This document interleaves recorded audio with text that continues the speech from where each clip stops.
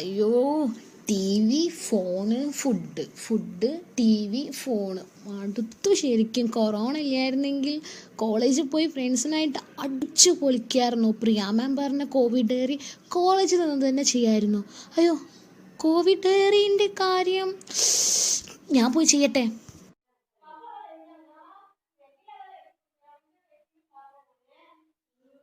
മുത്തുമണ്ണി ഇജ്ജ് തുടങ്ങിക്കോ, നമ്മളൊക്കെ കൂടെ.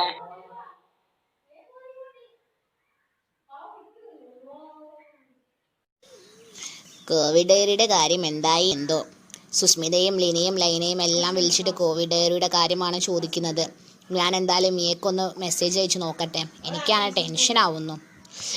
താൻ ടെൻഷൻ അടിക്കാതെടോ, താനൊന്ന് അവൾക്ക് മെസ്സേജ് അയച്ചു നോക്ക്.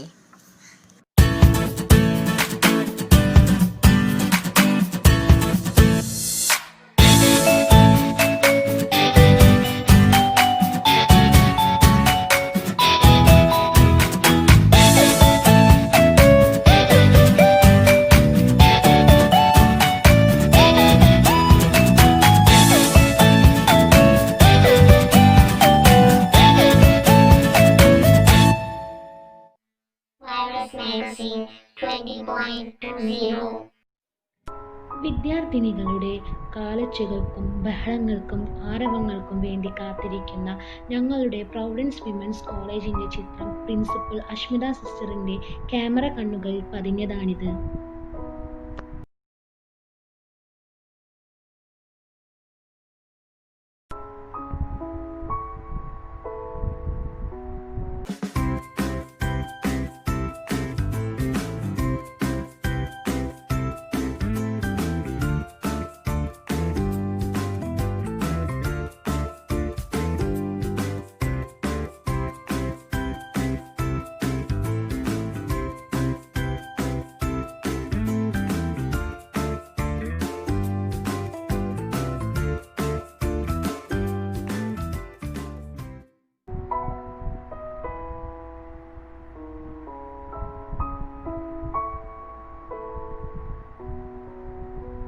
ഫുഡിൻ്റെ കാര്യത്തിലായാലും സൽക്കാരിൻ്റെ കാര്യത്തിലായാലും നമ്മളെ കോഴിക്കോട്ടെ തൊട്ടിട്ട് ആർക്കും കഴിയില്ല. ഇപ്പോൾ നാടൻ ഫുഡായാലും ഫാസ്റ്റ് ഫുഡായാലും നമ്മളെ കോഴിക്കോട്ടെ എല്ലാം ഉണ്ടാക്കും. അത് നമുക്ക് ബിരിയാണിയിൽ അങ്ങോട്ട് തുടങ്ങിയാൽ കോഴിക്കോടാരി ബിരിയാണി അതൊരു വെറൈറ്റി തന്നെയാണ്, അടിപൊളിയാണ്.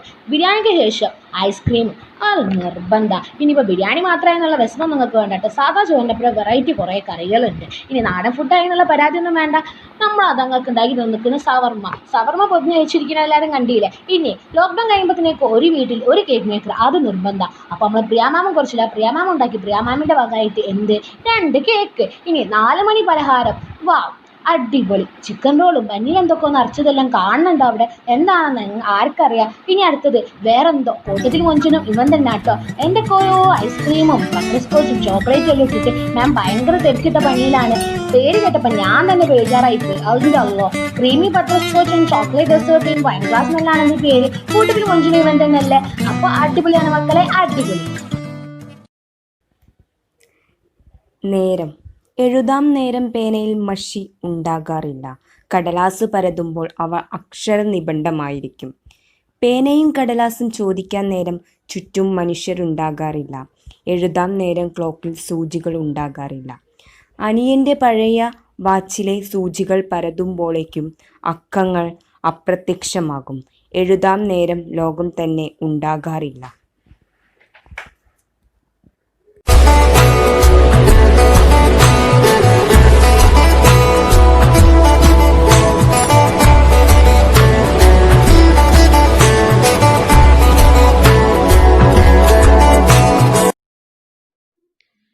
വർഷങ്ങളുടെ കാത്തിരിപ്പിന് വിരാമം നൽകിക്കൊണ്ടാണ് ചേതന എന്നിലേക്ക് കടന്നു വന്നത്.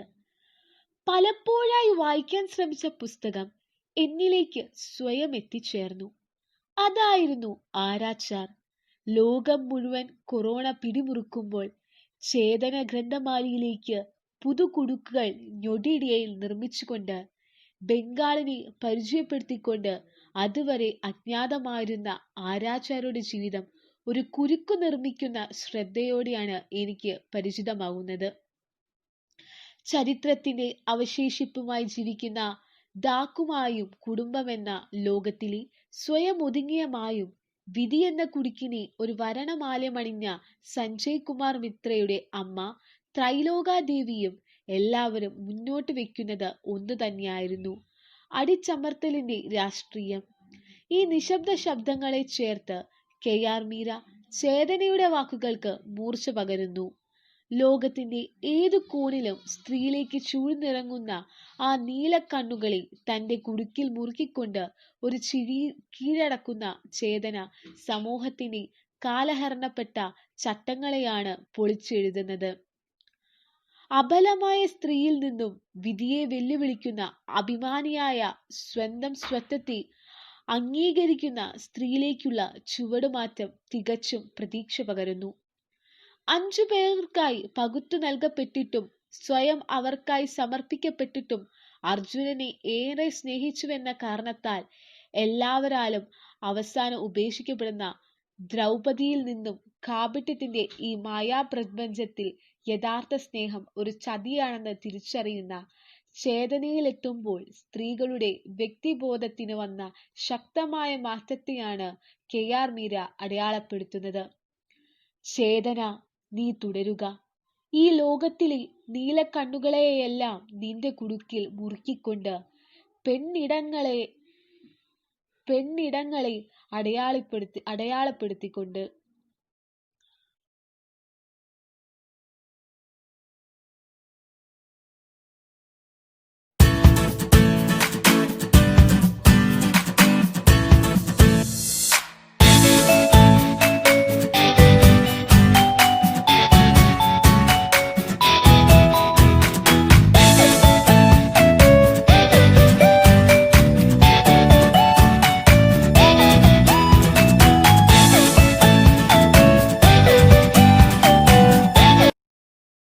This lockdown has been one major transformation in my relationship with myself for me. And this is a little insight I learned in these few weeks that I would like to share. As I write this, I'm set to hit 20 in 6 months by the will of God.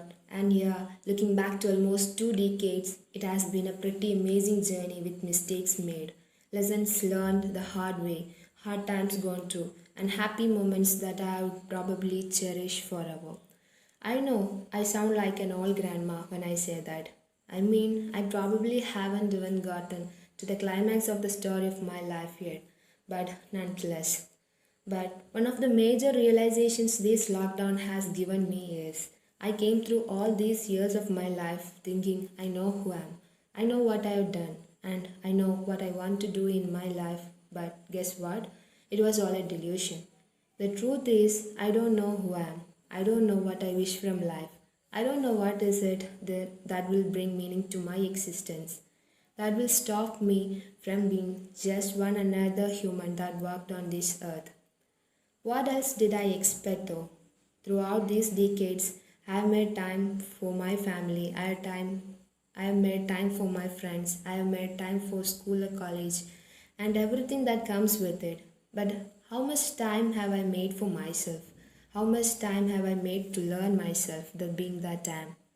Let's see, on a usual working day, more than half of our time goes in school or college.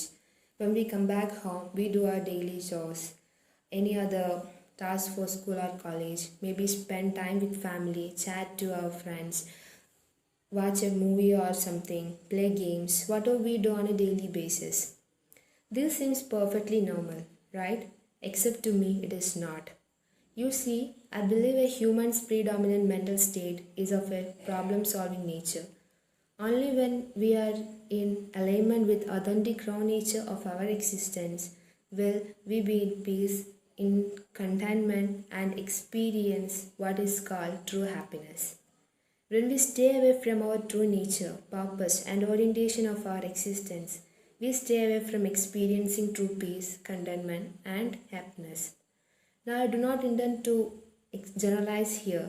The only person I can fairly judge is myself. So I can only share judgments of myself. But all these years, I was not in alignment with my nature, purpose, or orientation. And hence, I stripped myself of ultimate peace and contentment. You could argue with me on that. If you see me on a normal day at college, I just like everyone else would be laughing with my friends, or working happily on my hobbies and projects that I love to do, or yeah, just one another proud honor. I don't look like I live a life stripped of happiness or peace. But you see, when you do something that brings meaning to you, true to your problem solving nature, engaging in service of others, that is another dimension of peace and happiness we are talking about. How is this related to this lockdown, and why did this realization hit me at this particular time? The thing is, all this while I was escaping the reality that comes with knowing myself. I know my shortcomings, I know my flaws, the biggest of which I have been ungrateful for all the luxuries I have been blessed with and not utilizing them productively in the service of those who are not so privileged, solving problems according to what I can of my talents and abilities, which is what my true nature demands of me. And instead of working on these shortcomings, I have either accepted them like this is how I am, or I am plainly ignoring them as if they don't exist. Even contrary to our problem solving nature, I am as harsh as it is, even contributing to the problems around me. All of us are 100% responsible for the hundreds of choices we make every day. Right from when we wake up to when we go to sleep, yet we aren't the only bearers of the consequences of our choices. The consequences of our choices are felt in those around us and ultimately in the society at large. Why is this understanding crucial? Because we absolutely do not get to complain of any of the problems, be it those around us or in the society in general, if we do nothing to contribute to its healing and development. And you know what happens when we do nothing about it? We let it grow. In order to escape this reality, I have been looking for distractions that give me instant gratification, that make me feel good about myself, so that I don't have to go through the trouble and the struggle to take responsibility for my flaws and work on correcting them. Who likes sitting idly? I'm either talking to someone or completing some task before its deadline or doing something on my phone or anything for that matter that we do on a daily basis. And if there's nothing for me to do, I love saying, "Oh, I'm so bored and life is so boring." But never in these 24 hours that I get every day do I make time for myself, to learn the being that time, to work on myself so that I can put myself to use in service of others, something which will truly bring meaning to my existence. This lockdown, what happened is I don't have distractions to turn to. I can't go to college. I can't go to outside. We are all literally at home all day long, and there's only so much we can do to make time pass by. And I experienced so much discomfort because finally there had come a point where I was forced to spend time with myself, forced to face the reality that comes with me. Except this time, I chose to channel this discomfort to produce productive use, learn about myself, rediscover myself, find how can I be an asset to myself and the human race. Identify a problem that I am determined to solve and find out how can I tap my resource at hand to solve it, eventually making it my life mission. I thought of sharing this as COVID-19 lockdown diary because who knows, just someone amongst those few readers who made it till here, there could be someone who relates to me and all they need is a little push to rediscovering themselves. With that hope, I conclude my words.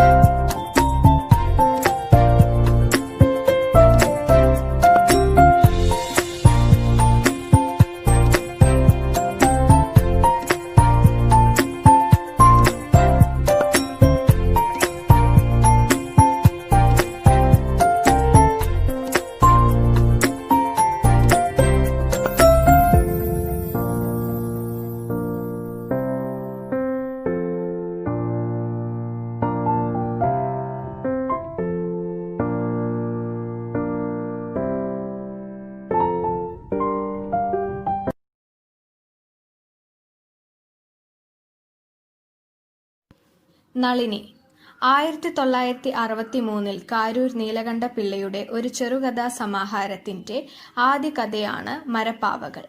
ഒരു വ്യത്യസ്തമായ പ്രമേയം ജനസമൂഹത്തിൽ വരച്ചുകാട്ടുകയാണ് മരപ്പാവകൾ. ഈ കഥയിലെ കേന്ദ്ര കഥാപാത്രമാണ് ഉമ്മിണിയുടെ മകൾ നളിനി. സമൂഹത്തിൽ ജീവിക്കാൻ വേണ്ടി സ്വന്തം ശില്പങ്ങൾ ഉണ്ടാക്കി ജീവിതമാർഗമാക്കുന്ന ഒരു പെൺകുട്ടി. ഈ പെൺകുട്ടി എല്ലാവരെയും പോലെ വിവാഹിതയായി. എന്നാൽ വിവാഹം കഴിച്ചതിനു ശേഷം ഒരു സ്ത്രീ ഭർത്താവിൽ നിന്നും അനുഭവിക്കുന്ന കഷ്ടപ്പാടുകൾ ജീവിതത്തിൽ അവളെയും തേടി വന്നു. മദ്യപാനവും വഴക്കും കേസും. അവൾക്ക് അവളുടെ ഭർത്താവിൽ നിന്ന് അല്ലെങ്കിൽ ആ വിവാഹ ജീവിതത്തിൽ നിന്ന് സുഖവും സന്തോഷവും സമാധാനവും ലഭിക്കാതെ ആയപ്പോൾ അവൾ ഭർത്താവിൻ്റെ വീടുപേക്ഷിച്ച് സ്വന്തം ഗൃഹത്തിലേക്ക് തിരിച്ചു വരുന്നു. മരപ്പാവകൾ എന്ന കാരൂരിൻ്റെ കഥയിൽ ആദ്യ ഭാഗം തന്നെ വീട്ടിൽ സെൻസസ് എടുക്കാൻ വന്ന എന്യൂമറേറ്ററിൽ നിന്നാണ്. ചോദ്യങ്ങൾ ചോദിക്കുന്ന എന്യൂമറേറ്ററും അതിന് അനുയോജ്യമായ ഹാസ്യരൂപത്തിൽ മറുപടി നൽകുന്ന നളിനിയുമാണ് കഥ മുന്നോട്ട് നയിക്കുന്നത്. ഒരു കൃത്യമായ രൂപം നളിനിക്ക് നൽകുവാനും അത് വായനക്കാരിൽ കൃത്യമായി എത്തിക്കാനും കാരൂരിന് കഴിഞ്ഞു. അവളുടെ എണ്ണമയമില്ലാത്ത നീണ്ടതും മുഷിഞ്ഞതുമായ മുടിയും സംസാര രീതിയും എല്ലാം അവളെ മനോഹരമാക്കുന്നു. ജീവിതത്തിൽ അവൾ അനുഭവിക്കുന്ന കഷ്ടപ്പാടുകളും ദുരിതങ്ങളോടും പൊരുതി നിൽക്കാൻ അവളെ പ്രാപ്തയാക്കുന്നത് കലയാണ്. സ്വന്തം രൂപം നോക്കി മരപ്പാവകൾ നിർമ്മിക്കുകയും അതിന് തൻ്റേതായ ഭാവങ്ങളായ രൗദ്രം, കരുണം, അത്ഭുതം, ശൃംഗാരം എന്നിങ്ങനെയുള്ള അവളുടെ തന്നെ പാവകൾ. എന്യൂമറേറ്റർ എന്താണ് വരുമാനമെന്നും എത്ര രൂപ വരുമാനമായി കിട്ടുന്നുണ്ടെന്നും ചോദിച്ചപ്പോൾ, ഈ വീട്ടിലെ എല്ലാ ജോലിയും ചെയ്യുന്നത് ഞാനാണ്, തറമെഴുകിയതും കഞ്ഞി വെക്കുന്നതും അങ്ങനെ എല്ലാം. എന്നാൽ അവൾ ജീവിതമാർഗത്തിനായി പാവകൾ ഉണ്ടാക്കുന്നു. ശ്രീകൃഷ്ണനെ പോലെ സ്നേഹിച്ച തൻ്റെ ഭർത്താവിൽ നിന്നും അനുഭവിച്ച ജീവിത ദുരിതങ്ങളോർത്ത് അവൾ നിർമ്മിക്കുന്ന പാവകൾക്കെല്ലാം അയാളെ പോലെയായി നളിനിയുടെ കോപം മുഴുവനും ആ പാവയുടെ മുഖത്തും. അങ്ങനെ ആ പാവ ആരും വാങ്ങാതെയായി. എന്നെ ഈ കഥയിൽ നളിനി എന്ന കഥാപാത്രം സ്വാധീനിക്കാൻ കാരണങ്ങൾ പലതാണ്. ഒരു സ്ത്രീ എന്ന രീതിയിൽ അവൾ അനുഭവിച്ച കഷ്ടപ്പാടുകൾ, കലകൊണ്ട് ജീവിത ദുരിതങ്ങളെ അതിജീവിച്ചതിനാൽ, അല്ലെങ്കിൽ ഒരു 23 വയസ്സുകാരി പൊരുതിയതിനോടാകാം. ജീവിതം ഭർത്താവിൻ്റെ കാൽ കീഴിൽ വെച്ചു കൊടുക്കാതെ കലകൊണ്ട് ജീവിതമാർഗവും ജീവിതത്തിനൊരർത്ഥവും ജീവിക്കാൻ ഒരർത്ഥവും നേടുന്നു. ഭർത്താവിൽ നിന്നോ യാതൊരുവിധ അംഗീകാരമോ പരിഗണനയോ ലഭിക്കാത്ത നളിനിക്ക് സെൻസസ് എടുക്കാൻ വന്ന എന്യൂമറേറ്റർ ചോദ്യങ്ങൾ ചോദിക്കുന്നതിൻ്റെ ഇടയിൽ അവളുടെ ചിത്രം വരച്ച് അവൾക്ക് സമ്മാനിക്കുന്നതിലൂടെ അവളിൽ ഒരു പ്രതീക്ഷയും സന്തോഷവും അനുഭവപ്പെടുന്നു. അതുകൊണ്ട് തന്നെ അവൾ ഒരു പാർവതി തപസ്സു ചെയ്യുന്ന രൂപത്തിലുള്ള വലിയ പ്രതിമ എന്യൂമറേറ്റർക്ക് സമ്മാനിക്കുന്നു. ഒരു വ്യക്തി തൻ്റെ കലയെ അംഗീകരിക്കുന്നത് അവൾക്ക് വളരെയധികം സന്തോഷം നൽകുന്നു. ഇന്നത്തെ സമൂഹത്തിൽ ഒരു സ്ത്രീ തൻ്റെ സ്വന്തം കാലിൽ നിൽക്കുന്നതെപ്പോഴോ അപ്പോൾ അവൾ ജീവിതത്തിൽ വിജയിക്കുന്നു. നളിനിയെ സമൂഹം ഒട്ടാകെ കുറ്റപ്പെടുത്തുമ്പോഴും അവൾ ആരെയും ഗൗനിക്കാതെ തൻ്റെ ജീവിതം മുന്നോട്ടു നയിക്കുന്നു. ആരുടെയും വാക്കുകൾക്ക് അവൾ ചെവി കൊടുക്കാതെ മുന്നോട്ടു പോകുന്നു. ഒരിക്കലും നാം തളരരുത്. ജീവിതത്തിൽ മുന്നോട്ടു പോകണം. എത്ര കഷ്ടപ്പാടുകൾ വന്നാലും സഹിച്ച് ആ വെല്ലുവിളികളെ പൊരുതി നാം മുന്നേറണം. ജീവിതത്തിൽ ആരുടെയും പ്രോത്സാഹനമോ അംഗീകാരമോ ലഭിക്കാത്തവർക്ക് നമ്മുടെ ചെറിയൊരു വാക്കോ പ്രവൃത്തിയോ ആശ്വാസകരവും പ്രചോദനകരവും.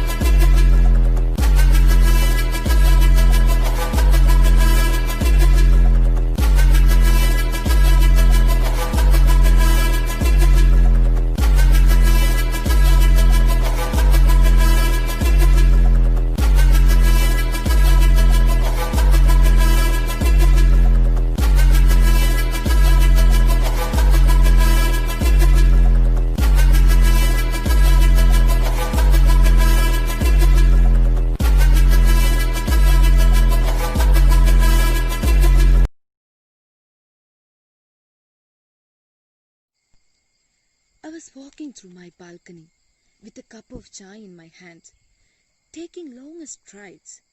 Suddenly, I could hear chants from my neighborhood. Oh, it's 2020 already. Happy New Year! The baby next door wants freedom. from the chains of his cradle. Another is tired of the A for apple rhyme. I need more followers in TikTok, screamed the neighborhood auntie. The angels are busy taking notes of these New Year resolutions. We have got XYZ 123 ballistic missiles, cried the general. Are we heading towards World War III? Reported the journalist. 2020 has only just started, but every day is a lucky day for memsters. We are doomed, said the public. Chill man, picture abhi baki hai. I'm walking through my balcony with a cup of dalgona in my hand, taking shorter strides. I could hear chirping of birds and see stray dogs all over the street who are thinking that the corporation has caught the public.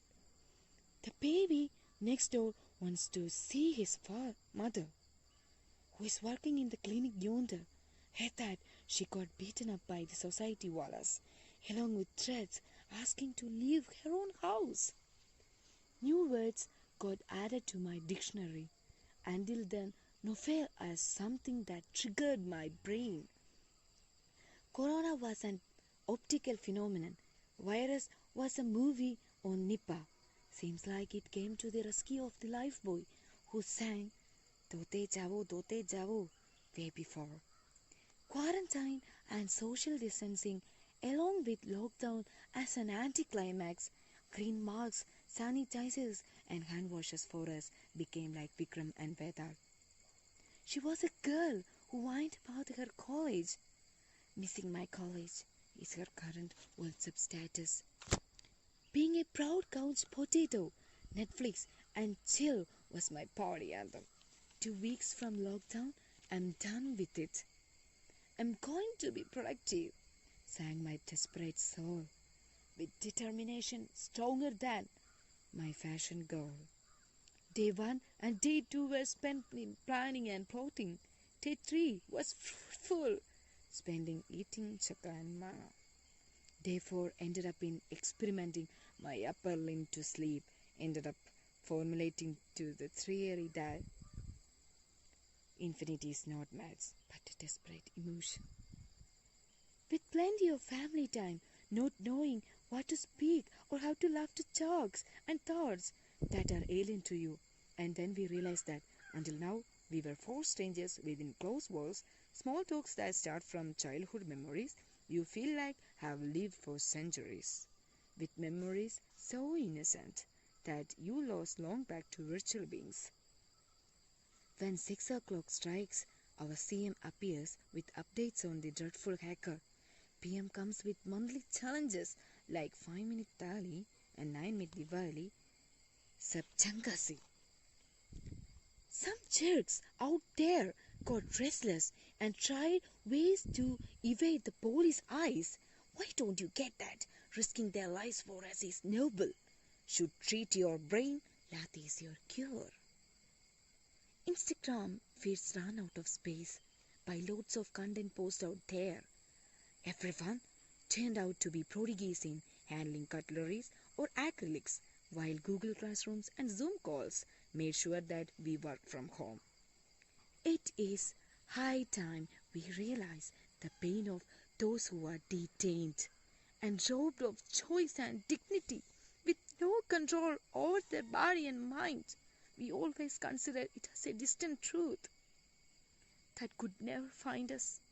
But here it is though this confinement is a granted luxury which is built upon the sacrifices of many. Let's take a break to unlearn and relearn, to recollect ourselves who got lost somewhere in the run to catch the moon.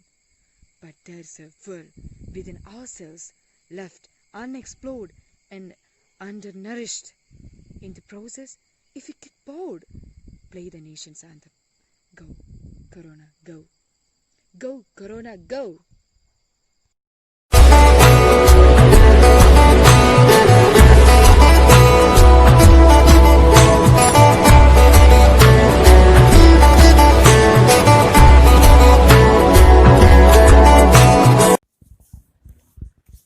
വീട് സമയത്തെ ഭരിക്കുന്ന തീന്മേശയിലെ നിശബ്ദത, പതിഞ്ഞ ചുമകൾ, വായുസഞ്ചാരമില്ലാത്ത അടുക്കള, കമിതാക്കൾക്ക് വിട പറഞ്ഞ രണ്ടാത്മാക്കൾ, പുസ്തകങ്ങൾക്കിടയിൽ വസ്ത്രങ്ങൾക്കിടയിൽ നിലവിളിക്കുന്ന പ്രേമലേഖനങ്ങൾ, ചിതറിവീണ സിന്ദൂരപ്പെട്ടി, മൺമറന്നുപോയ അട്ടഹാസങ്ങൾ, സ്നേഹത്തിൻ പര്യായം നിഘണ്ടുവിൽ പരതുന്ന കുട്ടികൾ, ഒരു വീട് നിങ്ങൾക്ക് കാണാൻ സാധിക്കാത്തവ കണ്ണുകളാൽ. ഒരു റിയലിസ്റ്റിക് മുത്തശ്ശി കഥ. ഇത് കാലം 2065 ജനുവരി 11. സൂര്യൻ മഴക്കാറുകളെ തൻ്റെ ആയുധമായ രശ്മികൾ കൊണ്ട് വെട്ടിമാറ്റി പ്രഭ വിരിയിച്ചു നിൽക്കുകയാണ് അവിടെ. ഗ്രീൻ വാലി എന്ന കോളനിയിലെ ഒരു സുന്ദര വീട്. ടെക്നോളജി അതിൻ്റെ മൂർധാവസ്ഥയിൽ എത്തിയിട്ടുണ്ടെങ്കിലും അതിൻ്റെ ഓരോ അണുവും പ്രകൃതിക്ക് പ്രഹരമേൽപ്പിക്കാത്ത വിധം ആ വീട്ടിൽ കാണാം. എല്ലാ ലൈറ്റുകളും ഫാനുകളും സോളാർ എനർജി ഉപയോഗിച്ചാണ് പ്രവർത്തിപ്പിക്കുന്നത്. എല്ലാവരും അത്യാവശ്യ സൗകര്യങ്ങളോട് ജീവിക്കാൻ സ്വയം പര്യാപ്തരാണ്. ഇപ്പോൾ ജനത അങ്ങനെയാണ്. പ്രകൃതിയെ പോറലേൽപ്പിക്കാതെ ജീവിക്കാൻ അവർ ശീലിച്ചു കഴിഞ്ഞിരിക്കുന്നു. ഏതോ ഒരു തിരിച്ചറിവിൽ എന്ന പോലെ. Charis, please give us a coffee and bread, Mary ചാരിസിനോട് പറഞ്ഞു. നമ്മുടെ ഇന്നത്തെ ആൻഡ്രോയിഡ് കുഞ്ഞപ്പനിലെ റോബോട്ടിനെ പോലെ മിടുക്കനായ ഒരു റോബോട്ടാണ് ചാരിസ്. നെറ്റി ചുളിച്ചുകൊണ്ട് കൊച്ചുമകൻ ക്രിസ്റ്റി മേരിയെ നോക്കി. ചാരിസ് കോഫിയും ബ്രെഡും കൊണ്ടുവന്നപ്പോൾ തട്ടിമാറ്റിക്കൊണ്ട് അവൻ എണീറ്റ് പോയി. എനിക്കിതൊന്നും വേണ്ട കഴിക്കാൻ, അവൻ വാശിയോടെ പറഞ്ഞു. പ്രായത്തിൻ്റെ ആവശ്യത കാരണം മേരിയെ സഹായിക്കാൻ മകൾ കൊടുത്ത റോബോട്ടാണത്. മകനെ അമ്മയുടെ അടുത്താക്കി വിദേശത്ത് ജോലി ചെയ്യുകയാണ് അവൾ. ക്രിസ്റ്റി, നിന്റെ കുറുമ്പ് കുറച്ച് കൂടുന്നുണ്ട് ട്ടോ, മേരി പറഞ്ഞു. I don't like this food, Christy പറഞ്ഞു. എന്നാൽ ഇതൊന്നും കേൾക്കാതെ അവിടം വൃത്തിയാക്കുന്ന തിരക്കിലായിരുന്നു ചാരിസ്. അവർക്ക് മനുഷ്യൻ അനുസരിക്കാൻ മാത്രമല്ലേ അറിയൂ. കാലിന് വയ്യെങ്കിലും മേരി അവൻ്റെ അടുത്ത് പോയി. ക്രിസ്റ്റി, ഇന്നത്തെ ദിവസം ഏതാണെന്നറിയോ നിനക്ക്? സൗമ്യമായ മുത്തശ്ശിയുടെ ചോദ്യം കേട്ട് അവൻ മുത്തശ്ശിയെ നോക്കിക്കൊണ്ട് പറഞ്ഞു. ജനുവരി 11. യെസ്, 2065 ജനുവരി 11.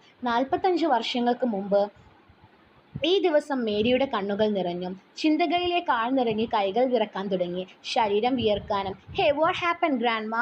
അവൻ സ്വല്പം പേടിയോട് ചോദിച്ചു. മോനെ, 45 വർഷങ്ങൾക്ക് മുമ്പ് അന്ന് എനിക്ക് നിന്റെ ചേച്ചിയുടെ പ്രായമേ ഉള്ളൂ. 19 years old.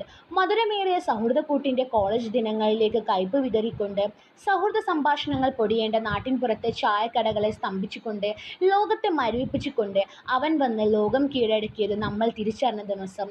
ഒരു സമയമെടുത്ത് മുത്തശ്ശി പറഞ്ഞു. Corona, COVID-19. മുത്തശ്ശി എന്തോ പേടി സ്വപ്നം പറയുന്നത് പോലെ ക്രിസ്റ്റിക്ക് തോന്നി. അന്നെന്താണ് സംഭവിച്ചതെന്ന് ക്രിസ്റ്റിക്ക് ആകാംക്ഷയായി. ഇന്ന് നമ്മുടെ സൗഹൃദ രാജ്യമായ ചൈനയിലെ വുഹാനിൽ നിന്നും പുറപ്പെട്ട ഒരു മാരക വൈറസാണ് COVID-19. നിന്റെ കുറുമ്പുകൾക്ക് ഞാൻ തരുന്ന അടി പോലെ മനുഷ്യൻ്റെ ചില വലിയ കുറുമ്പുകൾക്ക് ദൈവം തരുന്ന ഒരു ശിക്ഷ, മുത്തശ്ശി ഒരു ബൊമ്മയിൽ പറഞ്ഞു തുടങ്ങി. ഓ മൈ ഗോഡ്, ദൈവം ശിക്ഷിക്കുകയോ? ക്രിസ്റ്റിയുടെ കണ്ണുകൾ ആകാംക്ഷയോടെ പുറത്തേക്ക് തള്ളി. അന്ന് തുടക്കത്തിൽ അതാരും കാര്യമാക്കിയില്ല. മുത്തശ്ശി വീണ്ടും പറഞ്ഞു തുടങ്ങി. എന്നാൽ പിന്നെ ദിവസങ്ങൾ കൊണ്ട് അവൻ നമ്മുടെ ഭൂമിയെ ശവപ്പറമ്പാക്കി മാറ്റുകയായിരുന്നു. ഇന്ന് നിന്റെ അമ്മ ജോലി ചെയ്യുന്ന അമേരിക്കയെ കോവിഡിന് മുന്നിൽ വിറങ്ങലിച്ചു. അയ്യോ, ക്രിസ്റ്റി പേടിയോടെ പറഞ്ഞു. അന്ന് ഇത്ര വലിയ സൗകര്യങ്ങളൊന്നും ഇല്ലായിരുന്നു എൻ്റെ വീട്ടിൽ. ടി വിയിൽ ന്യൂസ് കേൾക്കും എന്നല്ലാതെ വലിയ ഒരു പേടിയൊന്നും ആദ്യം ഞങ്ങൾക്കുണ്ടായിരുന്നില്ല. എന്നാൽ എൻ്റെ അച്ഛന് തൊണ്ടവേദന വന്നപ്പോഴാണ് ഞാൻ ശരിക്കും പേടിക്കാൻ തുടങ്ങിയത്. കൊറോണ കാരണം രാജ്യം മുഴുവൻ ലോക്ക്ഡൗൺ ആയിരുന്നു. പണിയില്ല, കടകൾ മുഴുവൻ അടച്ചിട്ടതും. മാസ്ക് ധരിച്ച് അച്ഛനെയും കൊണ്ട് ബൈക്കിൽ ഹോസ്പിറ്റലിൽ എത്തി, അത്രയേ ഓർമ്മയുള്ളൂ. പിന്നെ 14 ദിവസത്തെ ഏകാന്തവാസം. അതെന്തിനാ ഗ്രാൻഡ്മ? മറ്റുള്ളവരുമായി സമ്പർക്കം പുലർത്തുമ്പോൾ അവർക്കും പകരും, അതില്ലാതിരിക്കാൻ വേണ്ടിയാണ്. ഭാഗ്യത്തിന് എനിക്ക് രോഗം പകർന്നിട്ടില്ലായിരുന്നു. അച്ഛൻ്റെ റിസൾട്ട് വന്നപ്പോൾ ആദ്യം തളർന്നു പോയി, കണ്ണ് മുഴുവൻ ഇരുട്ട് കയറി. എന്നാൽ നമ്മുടെ കേരളം, അതൊരു വല്ലാത്തൊരു ഫീലാണ് മോനെ. ഡോക്ടർമാരും നഴ്സുമാരും അന്ന് വരെ കണ്ടിട്ടില്ലാത്ത ആൾക്കാർ ദിവസങ്ങളോളം കൂട്ടുനിന്നും സാന്ത്വനിപ്പിച്ചു. എന്നാൽ എൻ്റെ അച്ഛൻ കുറച്ച് കണിശക്കാരനായിരുന്നു. കുറച്ച് ആൾക്കാരുമായി പ്രശ്നമുണ്ടായിരുന്നു. അയ്യോ, അതെന്താ ഗ്രാൻഡ്മ? ഗ്രാൻഡ്മയുടെ അച്ഛൻ ദുഷ്ടനായിരുന്നോ? ക്രിസ്റ്റിയുടെ കണ്ണുകൾ പുറത്തേക്ക് തള്ളിപ്പോയി. അങ്ങനെയല്ല മോനെ, ചെറിയ പ്രശ്നങ്ങൾ ഇല്ലാത്ത ആരും ഉണ്ടാവില്ലല്ലോ.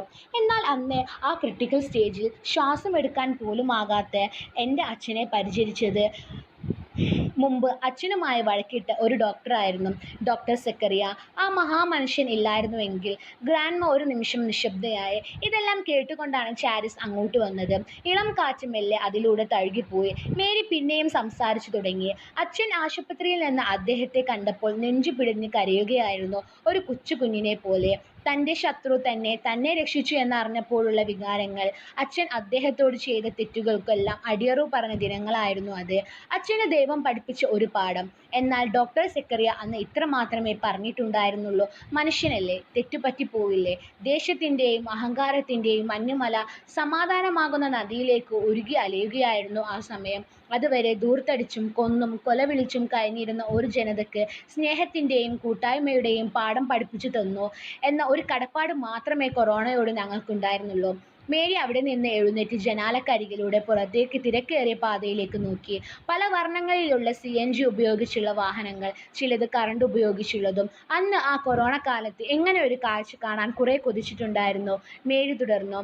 വിജനമായ റോഡുകളും ഏകാന്തവാസവുമെല്ലാം മറികടക്കാൻ, മരണഭീതിയിൽ നിന്നും രക്ഷിക്കാൻ വീഡിയോ കോൺഫറൻസ് വഴി കൂട്ടപ്രാർത്ഥനകൾ നടത്തിയിരുന്നു. നിനക്കറിയോ ക്രിസ്റ്റി, ചരിത്രത്തിലാദ്യമായി ട്രെയിൻ ഗതാഗതം നിലച്ച ദിനങ്ങളായിരുന്നു അത്. എന്നാൽ വളരെയധികം ശുഭാപ്തി വിശ്വാസത്തോടെ മാസങ്ങൾ നീണ്ട കഷ്ടപ്പാടുകൾക്ക് ശേഷം കോവിഡിനെ തുടച്ചു നീക്കി. വാക്സിൻ കണ്ടുപിടിച്ചു. കോവിഡിന് ശേഷം ലോകം മറ്റൊന്നായിരുന്നു. രാജ്യങ്ങൾ തമ്മിലുള്ള അതിർത്തി തർക്കങ്ങൾക്ക് വിരാമമായി. പൊട്ടിത്തെറിക്കുന്ന അന്നത്തെ അമേരിക്കൻ പ്രസിഡന്റ് സൗമ്യനായി. ശത്രുക്കളെ തളക്കുന്നതിന് രാജ്യങ്ങൾ ഉപയോഗിച്ചിരുന്ന അങ്ങേയറ്റം നീചമായ തന്ത്രമായ ബയോവാറുകൾ പിന്നീടുണ്ടായിട്ടില്ല. ബയോവാറുകൾക്ക് പകരം ബയോ റെസിസ്റ്റൻസി ത്രൂ ടുഗദർനെസ് എന്ന് പറയുന്ന ഇന്ന് കാണുന്ന കൂട്ടായ പ്രവർത്തനങ്ങൾക്കുള്ള സംഘടനകൾ പിറന്നു. പുതിയ രോഗം കണ്ടുപിടിച്ചാൽ ഏറ്റവും വേഗത്തിൽ സുരക്ഷിതമായ രീതിയിൽ അതിനെ പ്രതിരോധിക്കാനും ബോധവാന്മാരാക്കാനും നമ്മെ സഹായിക്കുന്ന ഒരു സംഘടന. കോവിഡിന് ശേഷം തെരുവിൽ ഒരു മനുഷ്യനും ഇറങ്ങേണ്ടി വന്നിട്ടില്ല. എല്ലാ രാജ്യത്തും ഇത്തരം ആൾക്കാർ ഹോം കെയർ ഇറങ്ങി. പട്ടിണി പാവങ്ങൾക്ക് ഭക്ഷണം എത്തിക്കാൻ സംഘടനകളുടെ മത്സരമായി. തകർന്ന തരിപ്പണമായ സമ്പദ് വ്യവസ്ഥയെ രാജ്യങ്ങൾ കൈകോർത്തുകൊണ്ട് ഉയർത്തെഴുന്നേൽപ്പിച്ചു. മനുഷ്യൻ തൻ്റെ ജീവിതത്തിൻ്റെ അർത്ഥം തിരിച്ചറിഞ്ഞ ദിനങ്ങൾ. ജീവിതം അങ്ങനെയാണ് ക്രിസ്റ്റി, അൺപ്രെഡിക്റ്റബിൾ. യുദ്ധം ജയിച്ച നിർവൃതിയോടെ മേരി പറഞ്ഞു. ഇന്ന് ലോകം ഇങ്ങനെ സമാധാനപൂർണ്ണമായി തീർക്കാൻ കഴിഞ്ഞത് അന്ന് അക്ഷീണം പ്രവർത്തിച്ച ആൾക്കാരുടെ ഫലമായിട്ടാണ്. അവരെ ഓർക്കേണ്ട ദിനമാണിന്ന്. ഒപ്പം ആ ദുരന്തത്തിൽ മരിച്ചുപോയ ലക്ഷക്കണക്കിന് ആൾക്കാർക്ക് വേണ്ടി പ്രാർത്ഥിക്കാനും. അതിനുവേണ്ടിയാണ് ഈ ദിവസം വൈകുന്നേരം 1 മിനിറ്റ് മൗനം പാലിക്കുന്നതും ബോധവൽക്കരണ ക്ലാസ് നടത്തുന്നതും പ്രാർത്ഥന നടത്തുന്നത്, സൗഹൃദങ്ങൾ പുതുക്കുന്ന ദിവസമായി കാണുന്നത്. അത്രയും വിലയേറിയ ഒരു ദിനമാണിന്ന്. ഈ കഥ നിനക്ക് ഞാൻ നേരത്തെ പറഞ്ഞു തരേണ്ടതായിരുന്നു. അങ്ങനെയെങ്കിൽ ഇപ്പോൾ നീ ഈ ഭക്ഷണം തട്ടില്ലായിരുന്നു. ജീവിതം മനോഹരമാക്കുന്നത് വികൃതമാക്കുന്നത് നമ്മൾ തന്നെയാണ്. മനോഹരമാക്കിയാൽ പോരെ മോനെ നമുക്ക്? ഒരു ദീർഘനിശ്വാസം എടുത്ത് മേരി ചോദിച്ചു. പകച്ച കണ്ണുകളോടെ താൻ ചെയ്ത തെറ്റും മനസ്സിലാക്കിക്കൊണ്ട് അവൻ ഓടി വന്ന് മുത്തശ്ശിയെ കെട്ടിപ്പിടിച്ചു. I am really sorry grandma, I don't repeat it. അവൻ്റെ കണ്ണുകൾ ഈറനണിഞ്ഞു. മേരി അവനെ തിരിച്ചും കെട്ടിപ്പിടിച്ചു. മേരി പതിയെ ഇരിപ്പിടത്തിലേക്ക് നീങ്ങിക്കൊണ്ട് ഒരു കാര്യം കൂടി പറഞ്ഞു. അന്ന് ആ കാലത്ത് നമ്മുടെ നാട്ടിൽ കുട്ടികളെ വീട്ടിൽ അടക്കിയിരുത്താൻ പ്രയാസപ്പെടുമ്പോൾ യൂറോപ്പിൽ കുട്ടികളെ ആശുപത്രിയിലെ ഒഴിഞ്ഞ ബെഡുകളിൽ എത്തിക്കാൻ അലയുകയായിരുന്നു ആളുകൾ. അവിടെ അത്രക്കും ഭീകരമായിരുന്നു അവസ്ഥ. നമ്മൾ എത്രയോ പേർ ഭാഗ്യവാന്മാരാണ് മോനെ. കേരളം ദൈവത്തിൻ്റെ സ്വന്തം നാട് തന്നെയാണെന്ന് എനിക്ക് ബോധ്യമായ നാളുകളായിരുന്നു അവ. ദൈവത്തിൻ്റെ അനുഗ്രഹം കൊണ്ടും കൂടിയാണ് നമ്മൾ ഈ വിപത്തിനെ അതിജീവിച്ചത്. ഗോൾ പിറക്കുമ്പോൾ മെസ്സി കാണിക്കുന്നത് പോലെ കൈകൾ ആകാശത്തേക്ക് ഉയർത്തി മുട്ടുകൾ നോക്കി നിലത്തിരിക്കുകയായിരുന്നു ഷാരിസ് അപ്പോൾ. ഒരു പക്ഷേ ദൈവത്തെ സ്തുതിച്ചുകൊണ്ടാവാം. മഹാമാരിയിൽ അതിജീവിച്ച മനുഷ്യനെക്കുറിച്ച് ആലോചിച്ചും. മഴ പതുക്കെ ചാറാൻ തുടങ്ങി. സ്വർഗ്ഗലോകത്ത് നിന്നും നമ്മെ നോക്കി പുഞ്ചിരി തൂകുന്ന ലക്ഷക്കണക്കിന് കോവിഡ് രക്തസാക്ഷികളുടെ ആനന്ദാശ്രു പോലെ.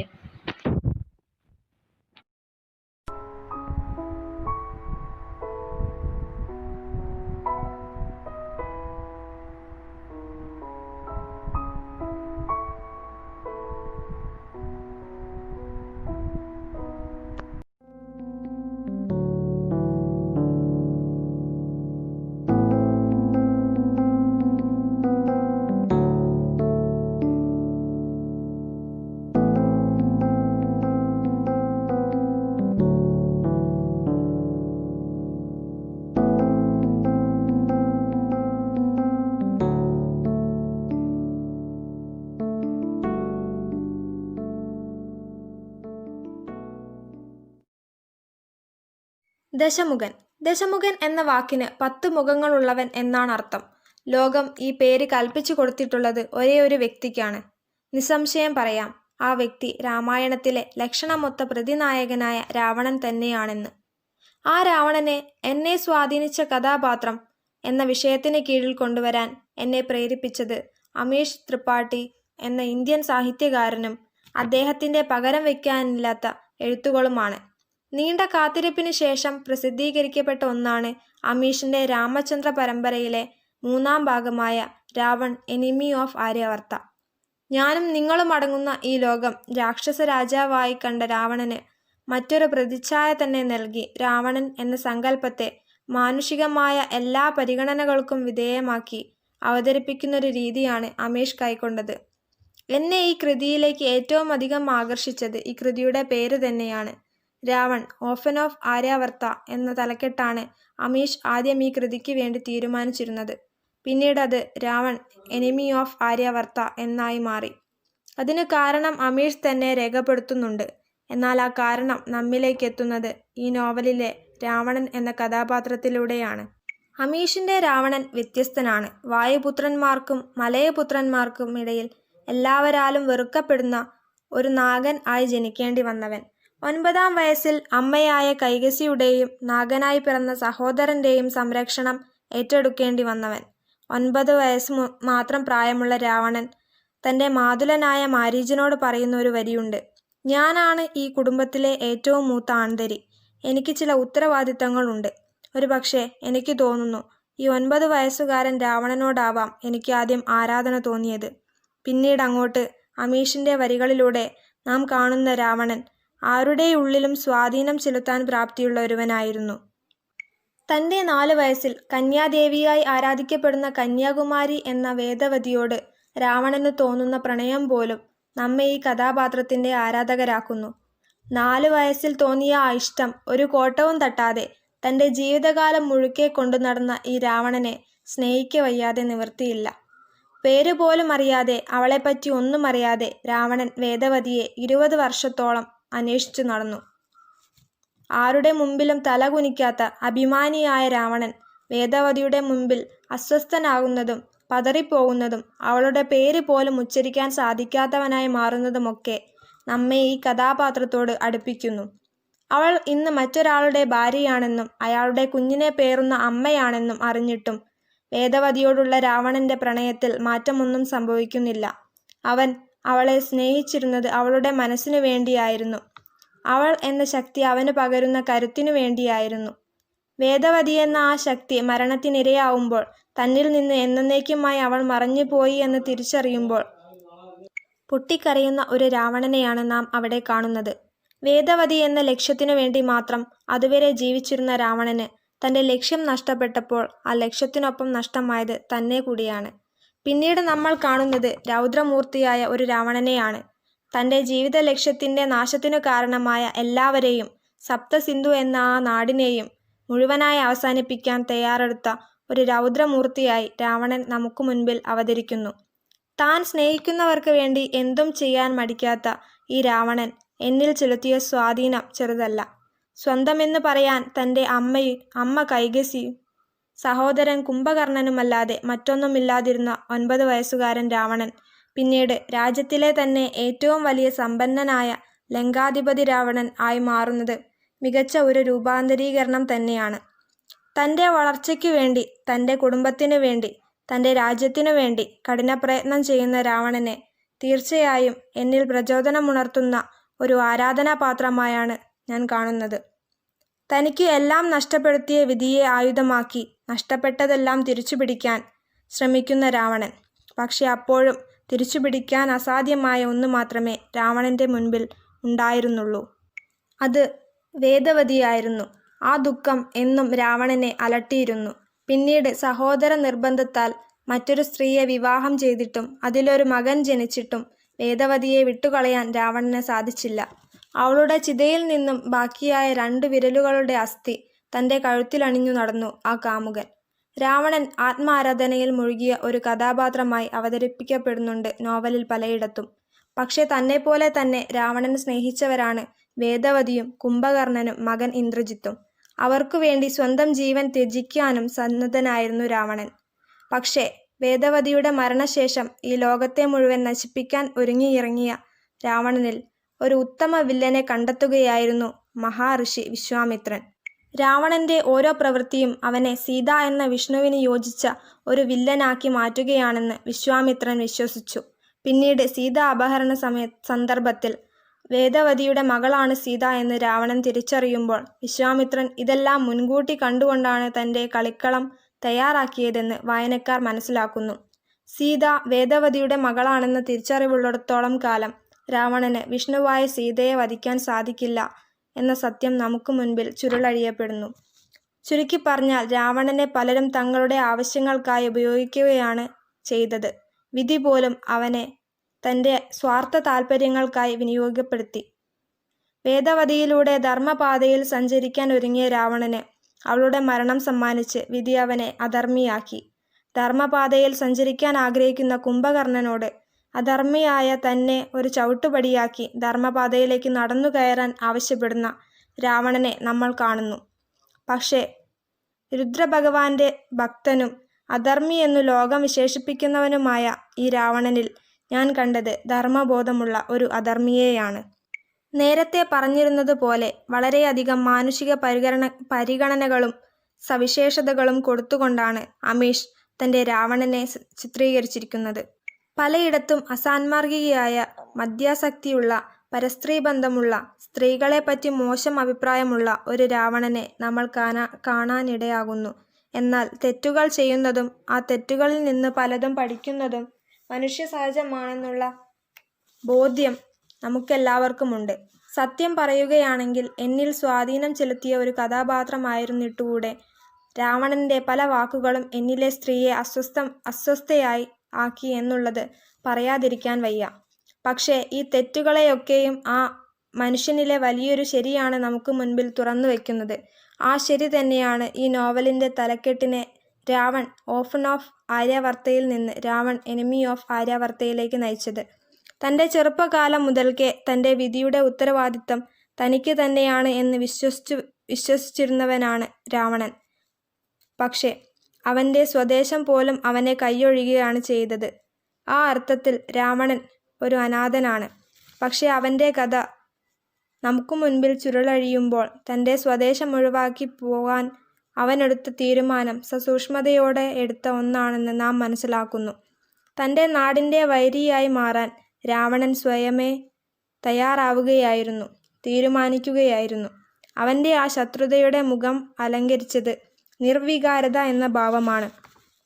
ആ നിർവികാരതയായിരുന്നു അവൻ്റെ 10ാമത്തെ മുഖവും.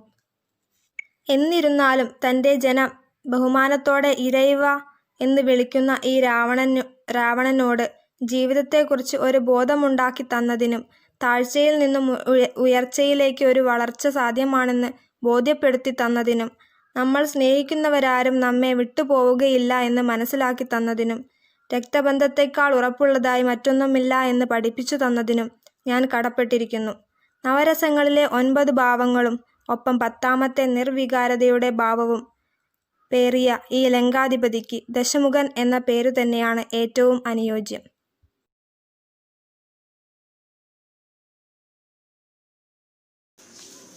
ഹലോ ഫ്രണ്ട്സ്, എങ്ങനെയുണ്ട് ഞങ്ങളുടെ കോവിഡ് മാഗസീൻ? നിങ്ങൾക്ക് ഇഷ്ടപ്പെട്ടിട്ടുണ്ടെങ്കിൽ എന്തായാലും ലൈക്ക്, കമൻറ്റ് ആൻഡ് ഷെയർ. പിന്നെ ഞങ്ങളുടെ ചാനൽ സബ്സ്ക്രൈബ് ചെയ്യാൻ മറക്കരുതേ. അപ്പോൾ എല്ലാവർക്കും bye. Stay home, stay safe.